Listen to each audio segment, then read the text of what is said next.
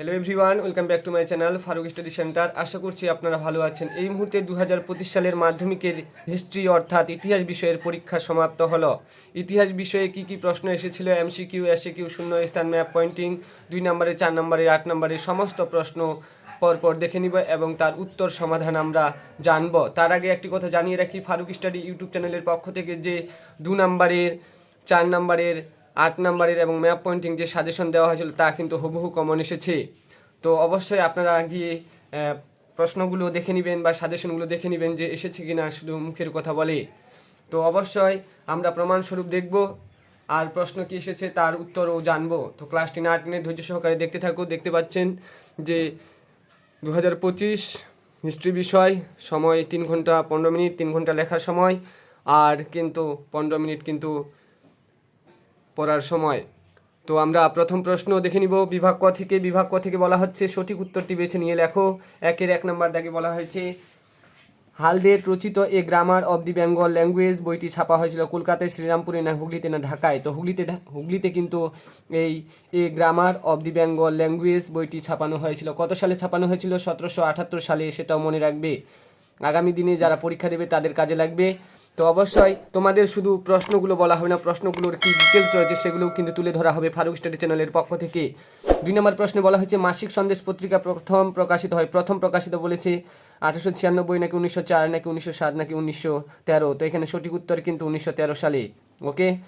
তারপরে 3 নম্বর দাগে বলা হয়েছে কৃষক প্রজা পার্টি গঠন করেছিলেন বাবা রামচন্দ্র নাকি স্বামী সহজানন্দ নাকি মৌলানা ভাসানী নাকি ফজলুল হক। তো এখানে সঠিক উত্তর ফজলুল হক, মনে রাখবে ফজলুল হক সঠিক উত্তর। 4 নম্বর থেকে বলা হচ্ছে স্বামী বিদ্যানন্দ বিহারে কৃষক আন্দোলনের নেতৃত্ব দিয়েছিলেন স্বদেশী আন্দোলন নাকি অসহযোগ আন্দোলন নাকি আইন অমান্য আন্দোলন নাকি ভারত ছাড়ো আন্দোলন। স্যার অসহযোগ আন্দোলন। আচ্ছা আচ্ছা, অসহযোগ, এটা কনফিউজে পড়ছিলে না তুমি? আচ্ছা দেখছি কি বলছে, স্বামী বিদ্যানন্দ শহরে কৃষক আন্দোলনের নেতৃত্ব দিয়েছিলেন। এখানে আইন অমান্য, স্বদেশী, ভারত ছাড়ো সবগুলো কিন্তু কনফিউজেরই বিষয় ছিল, কিন্তু এখানে সঠিক উত্তর হবে খ। এটাই দিয়েছে তো? হ্যাঁ এটা আচ্ছা গুড, ভেরি গুড। অসহযোগ আন্দোলন, সঠিক উত্তর হবে অসহযোগ আন্দোলন। এবার নেক্সট পেজে কি আছে দেখে নিব। তো এখানে সঠিক উত্তর তোমরা দেখে নাও, ফজলুল হক এবং 4 নম্বর দাগে অসহযোগ আন্দোলন। ওকে। তারপর 5 নম্বর দাগে বলা হচ্ছে বাংলায় শ্রমিক আন্দোলনের সঙ্গে যুক্ত ছিলেন লালা লাজপত রায় নাকি অশ্বিনী কুমার দত্ত নাকি অশ্বিনী কুমার ঘোষ নাকি অরবিন্দ ঘোষ। তো এখানে সঠিক উত্তর হবে কিন্তু খ নাম্বার। ওকে, খ নাম্বার অশ্বিনী কুমার দত্ত। অশ্বিনী কুমার দত্ত, খ ইজ দ্য রাইট অ্যান্সার। তারপরে 6 নম্বর দাগে বলা হচ্ছে কোল বিদ্রোহ 1831-32 দমনী কোম্পানির সেনাবাহিনীর নেতৃত্ব দিয়েছিলেন কে? ক্যাপ্টেন রজার্স নাকি ক্যাপ্টেন স্কট নাকি ক্যাপ্টেন উইজর্স নাকি মেজর উইলিয়ামস। তো এখানে সঠিক উত্তর কিন্তু ক্যাপ্টেন উইকন্স। ওকে, মনে রাখবে গ ইজ দ্য রাইট অ্যান্সার।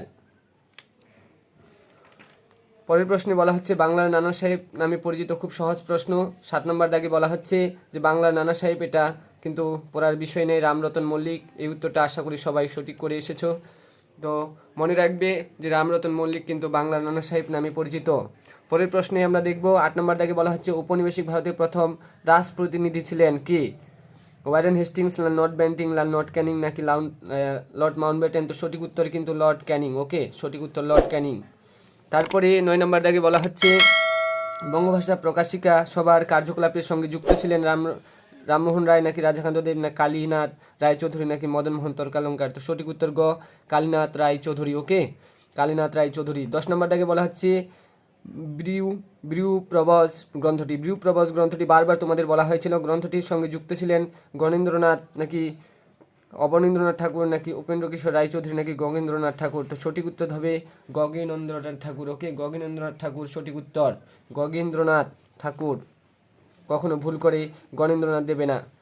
তারপরে 11 নম্বর দাগে বলা হচ্ছে বঙ্গলক্ষ্মীর ব্রতকথা রচনা করেন শোলাদেবী চৌধুরী নাকি রাম সুন্দর ত্রিবেদী নাকি রবীন্দ্রনাথ ঠাকুর নাকি অবনীন্দ্রনাথ ঠাকুর। তো লক্ষ্মীর ভাণ্ডার, সেটা কিন্তু শোলাদেবী চৌধুরী রানী নাকি রাম সুন্দর ত্রিবেদী। এটা নিয়ে অনেকেরই কনফিউজ, অনেকজনেই কি দিয়েছে কি না দিয়েছে, কিন্তু সেই প্রশ্ন কিন্তু কি দিয়েছো রে তোমরা? কি দিয়েছো তুমি? আচ্ছা, রামেন্দ্র সুন্দর ত্রিবেদী। তো সেক্ষেত্রে এখানে কিন্তু শোলাদেবী চৌধুরী রানী সঠিক উত্তর, এক্ষেত্রে কিন্তু ইনিও সাহায্য করেছিলেন। তারপরে 12 নম্বর দাগে বলা হচ্ছে যে জয়শ্রী পত্রিকার সম্পাদিকা ছিলেন নীলানাগ নাকি কল্পনা দত্ত নাকি বাসন্তী দেবী নাকি নীলাবতী মিত্র? তো সঠিক উত্তর নীলালাগ। মনে রাখবে নীলালাগ তিনি পরলোক গমন করার পর কিন্তু 1977 সালে, মনে রাখবে 1977 সালে কিন্তু জয়শ্রী পত্রিকা সম্পাদিত হয়। আর তিনি পরলোক গমন করার পর পরলোক গমন করার পর তার সহকর্মী কিন্তু সুনীল দাস এখানে নেই, তো তোমাদের কনফিউজ হওয়ার কোনো কথাই আসে না। তো সঠিক উত্তরের ক্ষেত্রে কিন্তু হবে নীলালাগ। আর তার যে সহকর্মী ছিলেন পরে তিনি এটিকে প্রকাশিত করেছিলেন সুনীল দাস হিসাবে। ওকে, মনে রাখবে। পরের প্রশ্নে চলে যাব। প্রশ্ন বলে সূর্য সেন শহীদ হন। সূর্য সেন শহীদ কবে? 1930 নাকি 32 নাকি 33 নাকি 34? তো এখানে সঠিক উত্তর কিন্তু 1934 সালে। মনে রাখবো 1934 সালে 12ই জানুয়ারি কিন্তু বাংলাদেশের বিশিষ্ট শহর 12ই জানুয়ারি, এটা দেয়নি, 12ই জানুয়ারি চট্টগ্রামে, মনে রাখবি চট্টগ্রামে কিন্তু শহীদ হয়েছিলেন আমাদের সূর্য সেন। তারপর 14 নম্বর দাগে বলা হয়েছে ব্রিটিশ পার্লামেন্টে ভারতীয় স্বাধীনতা আইন পাশ হয়। ভারতের স্বাধীনতা আইন পাশ হয়, খুব সুন্দর প্রশ্ন দিয়েছে এবং বারবার চাকরির পরীক্ষায় কিন্তু এই প্রশ্ন এসে থাকে। 4 জুন 1946 সালে নাকি 18 জুলাই 1947 সালে নাকি 14 আগস্ট 1947 সালে নাকি 15 আগস্ট 1947 সালে? তো বলা হয়েছে ব্রিটিশ পার্লামেন্টে ভারতীয় স্বাধীনতা আইন পাশ হয়। মনে রাখবে ভারতে স্বাধীনতা আইন পাশ হয় 5ই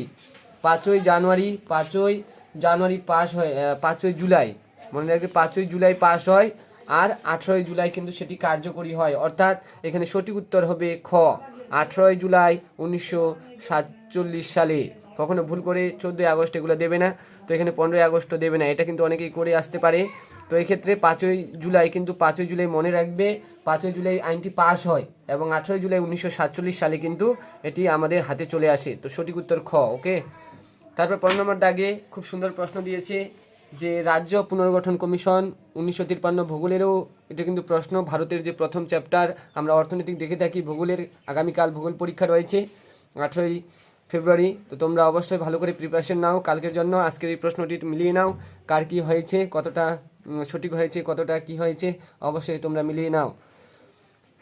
তারপর কি বলা হচ্ছে রাজ্য পুনর্গঠনের সভাপতি সুপ্রিম কোর্টের, এখানে মনে রাখবে SSK দাস, কখনো নয়, বল্লভভাই পাটেলও নয়, ভিপি মেননও নয়। তো সঠিক উত্তর হচ্ছে ফজল আলী, তিনি ছিলেন সুপ্রিম কোর্টের অবসরপ্রাপ্ত একজন বিচারক। তো এক্ষেত্রে সঠিক উত্তর হবে ফজল আলী। ওকে, রাজ্য পুনর্গঠন। পরের প্রশ্ন দেখে নিব যে বাংলার প্রথম বাংলা দৈনিক সংবাদপত্র হলো সংবাদ ভাস্কর নাকি সংবাদ কৌমুদী নাকি সংবাদ প্রভাকর? তো সঠিক উত্তর সংবাদ প্রভাকর। ওকে, 17 নম্বরটাকে বলা হচ্ছে বঙ্গদর্শন প্রথম প্রকাশিত হয় কত সালে? 1780 নাকি 1815 নাকি 1863 নাকি 1872? তো এখানে সঠিক উত্তর হচ্ছে বঙ্গদর্শন পত্রিকা বঙ্কিমচন্দ্র চট্টোপাধ্যায় প্রকাশিত করেছিলেন 1872 সালে। বারবার বলা হয়েছে তোমাদের যে এই প্রশ্ন আসবে 2 নম্বরে হোক বা 1 নম্বরে হোক।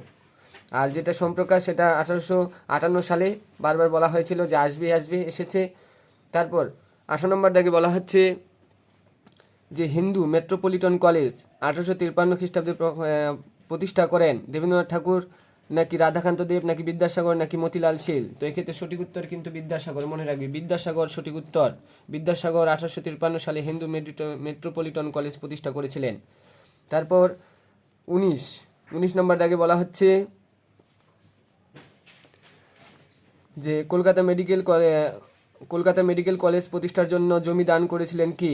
দ্বারকানাথ ঠাকুর নাকি বৈষ্ণবচন্দ্র শেঠ নাকি ডেভিড হেয়ার? তো সঠিক উত্তর এক্ষেত্রে মতিলাল নেহেরু। ওকে, মতিলাল নেহেরু। 20 নম্বর দাগে বলা হচ্ছে যে দ্য রিফর্মার পত্রিকার সম্পাদক ছিলেন, তো মনে রাখবে মতিলাল শীল এটা। তারপর 20 নম্বর দাগে দেখে নাও দ্য রিফর্মার পত্রিকার সম্পাদক ছিলেন রামমোহন রায় নয়, দেবেন্দ্রনাথ ঠাকুরও নয়, কেশবচন্দ্র সেন নয়। তো একটি পড়ে থাকলে এটি হবে সঠিক উত্তর। তাহলে ঘ ইজ দ্য রাইট অ্যান্সার। প্রসন্ন কুমার ঠাকুর কিন্তু দ্য ফরমার পত্রিকার সম্পাদক ছিলেন। তো এই ছিল MCQ। এবার আমরা পরের প্রশ্নগুলো দেখে নিব, ঠিক ভুল কি প্রশ্ন রয়েছে সেগুলো পরপর দেখে নিব। তার আগে একটি কথা তোমাদের জানিয়ে রাখি, ফারুক স্টাডি চ্যানেলে নতুন সদস্য হলে অবশ্যই চ্যানেলটিকে সাবস্ক্রাইব করে পাশে থাকবেন এবং বন্ধুদের মাঝে বেশি বেশি করে ক্লাসটিকে শেয়ার করে দেবেন, যারা পরীক্ষা দিয়ে আসলো তারা যেন দেখে নিতে পারে। এবং ছোটো ভাইরা অবশ্যই যারা পরীক্ষা দেবেন আগামী বছরে তাদেরকে অবশ্যই ক্লাসটি প্রোভাইড করে দেবেন, যেন তারাও উপকৃত হয় এই সমাধানটি দেখে। তো কি বলা হয়েছে যে নিচের প্রশ্নগুলির উপবিভাগ অত্যন্ত একটি করে মোট 16টি প্রশ্ন উত্তর দেবে। এটা অনেকেই কিন্তু কনফিউজে পড়ে যায়। তো কি বলা হচ্ছে দেখে নিই। 1 নম্বর দাগে বলা হচ্ছে 2-1-1 স্বামী সহজানন্দ ছিলেন বারদৌলি আন্দোলনের অন্যতম নেতা কখনো নয়, তো এটি মিথ্যা। মিথ্যা। নিখিল ভারত ট্রেড ইউনিয়ন কংগ্রেসের প্রথম সভাপতি ছিলেন চিত্তরঞ্জন দাস কখনোই নয়, এটিও মিথ্যা। ওকে। কৃষ্ণকুমার মিত্র ছিলেন অ্যান্টি সার্কুলার সোসাইটির সভাপতি কখনোই নয়, তো এটিও মিথ্যা। দেখো তোমাদের সবসময় বলা হয়েছে যদি তোমরা না পারো সঠিক উত্তর করতে তাহলে সত্য মিথ্যার ক্ষেত্রে ভুলটা লিখে আসবে।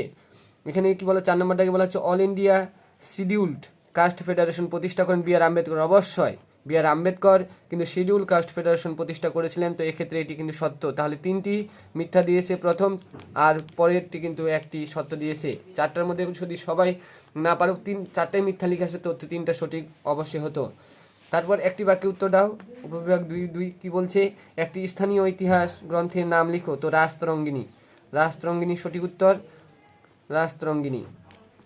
কোন বছর ভারতে প্রথম রেল যোগাযোগ ব্যবস্থা শুরু হয়, তো এটা কিন্তু 1853 সালে, মনে রাখবে 1853 সালে। থানে টু মুম্বাই, কলকাতা, তো 1853 সালে ভারতে কিন্তু এটা মনে রাখবে 1853 সালে। 3 নম্বরটাকে কোন বছর কলকাতা বিজ্ঞান কলেজ প্রতিষ্ঠিত হয়, মনে রাখবি বিজ্ঞান কলেজ কিন্তু 1914 সালে প্রতিষ্ঠিত হয়, 1914 সালে। 1914 সালে। কোন বিদ্রোহে সুই মুন্ডা নেতৃত্ব দেন, তো কোল বিদ্রোহে, এটা সঠিক উত্তর কোল বিদ্রোহ। কোল বিদ্রোহ। ওকে, কোল বিদ্রোহ। পরের উপবিভাগ 2.2 2.3 কি বলেছে, ডান স্তম্ভ বাম স্তম্ভ। দেখে নিব কি বলছে, বাম স্তম্ভ ডান স্তম্ভ। যে রেভা কৃষ্ণমোহন বন্দ্যোপাধ্যায়, রেভা কৃষ্ণমোহন বন্দ্যোপাধ্যায় কী করেছিলেন, যে ভারত সভা তিনি সাথে যুক্ত ছিলেন। তারপর বিদ্যাসাগর কী করেছিলেন, বিদ্যাসাগর ছিলেন নারী শিক্ষার সাথে যুক্ত। নারী শিক্ষা সম্পর্কে বিদ্যাসাগর সবসময় সচেতন, নারীদের নিয়ে তিনি বেশি ভাবতেন। মেনু মাসানি কী করতেন, যে মেনু মাসানি কংগ্রেস সমাজতন্ত্রী দলের একজন সৈনিক ছিলেন। কল্পনা দত্ত তাহলে কী করেছিলেন, বিপ্লবী কার্যকলাপ সাধন করেছিলেন কল্পনা দত্ত, মনে রাখবে। তারপর তোমাদের কিন্তু ম্যাপ পয়েন্টিং থাকে, খুব সোজা ম্যাপ পয়েন্টিং আসছে, যেগুলি তোমাদের দেওয়া হয়েছিল সেগুলি হুবহু কমন চলে এসেছে, কিন্তু এখানে মহাবিদ্রোহ লখনৌ ঝাঁসি দুটা দিয়েছে। দেখিনি কি বলা হয়েছে, কোল বিদ্রোহ 1831 1832, এটা কিন্তু একটা এমসিকিউ প্রশ্ন এসেছে, তারপরেও কিন্তু এখানে আবার ম্যাপ পয়েন্টিং দিয়েছে। তো অবশ্যই তোমরা আশা করছি সঠিকভাবে করে এসেছো, গুড। তারপর সাঁওতাল বিদ্রোহ 1855 1856, এটাও কিন্তু 2 নম্বরে দেখতে পাচ্ছি আমরা, 2 নম্বরে দিয়েছে। আবার এখানে ম্যাপ পয়েন্টিং দিয়েছে, অর্থাৎ প্রশ্ন কিন্তু একই প্রশ্ন বারবার ঘুরিয়ে ফিরিয়ে দিয়েছে। তারপরে মহাবিদ্রোহ 1857 কেন্দ্র লখনৌ হিসাবে দিয়েছে, আবার মহাবিদ্রোহ 1857 ঝাঁসি, একটা ঝাঁসিকে চিহ্নিত করতে হবে, একটা খুব সহজ দিয়েছে, কোনো অসুবিধা নেই এগুলো। তারপরে এটুকু অংশ কিন্তু দৃষ্টিহীন পরীক্ষার্থীদের জন্য, বলছি না, পরে তোমাদের প্রয়োজন হলে অবশ্যই তোমরা কমেন্ট বক্সে জানাবে, আমি উত্তর বলে দেবো। তারপরে উপবিভাগ 5 কি বলা হচ্ছে, যে বিবৃতি হিন্দু পেট্রিয়ট ছিল 19 শতকের দ্বিতীয়ার্ধে কলকাতা। 2.5 ব্যাখ্যাগুলো আমরা সঠিক ব্যাখ্যাটি নির্বাচন করব। কি বলা হচ্ছে, হিন্দু পেট্রিয়ট ছিল 19 শতকের দ্বিতীয়ার্ধে কলকাতা থেকে প্রকাশিত একটি ইংরেজি সাপ্তাহিক পত্রিকা। তো অবশ্যই কিন্তু এক্ষেত্রে আমি সঠিক উত্তরটা বলে দিচ্ছি, কারণ সময় লাগবে। ব্যাখ্যা নম্বর 3, এটি ছিল একটি স্বাধীন, সাহসী ও প্রগতিশীল সংবাদপত্র, মনে রাখবে। তারপরে 2.5 বলা হচ্ছে 19 শতকের বাংলায় একটি উল্লেখযোগ্য ঘটনা হলো নববঙ্গ দলের আবির্ভাব। তো এক্ষেত্রে সঠিক উত্তর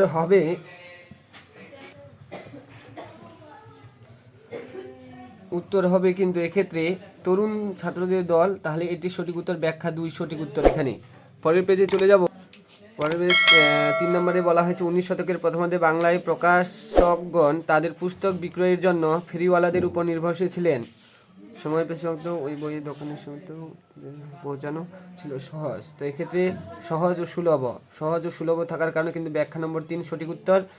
তারপরে 4 নম্বরে বলা হচ্ছে যে 1949 খ্রিস্টাব্দে জানুয়ারি মাসে জুনাগড়, যেটা গুজরাটে একটি বিশিষ্ট এরিয়া হলো জুনাগড়, রাজ্যটি ভারতীয় ইউনিয়নের অন্তর্ভুক্ত।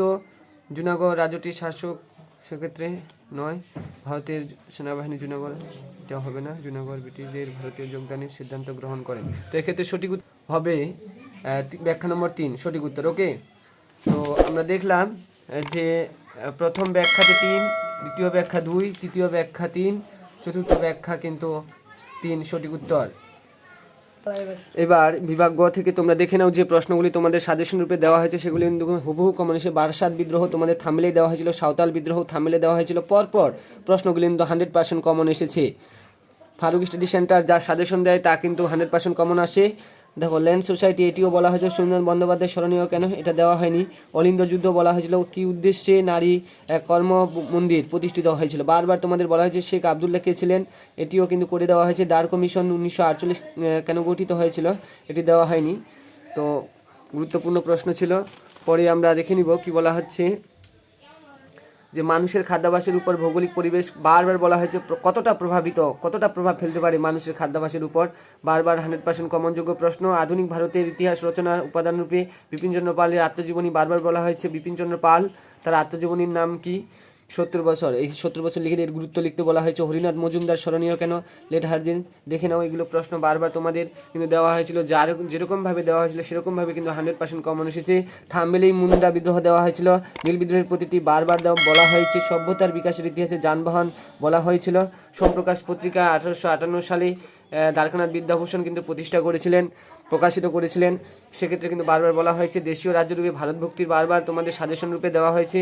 ভাষার ভিত্তিতে রাজ্য পুনর্গঠন, দেখো একই প্রশ্ন বারবার ঘুরিয়ে ফিরিয়ে দিয়েছে, বলা হয়েছিল যে এরকম প্রশ্নগুলি ক্রিটিক্যাল হিসাবে দু একটা দেবে। ছাপাখানা শ্রীরামপুর মিশনারিদের অবদান বারবার তোমাদের বলা হয়েছিল।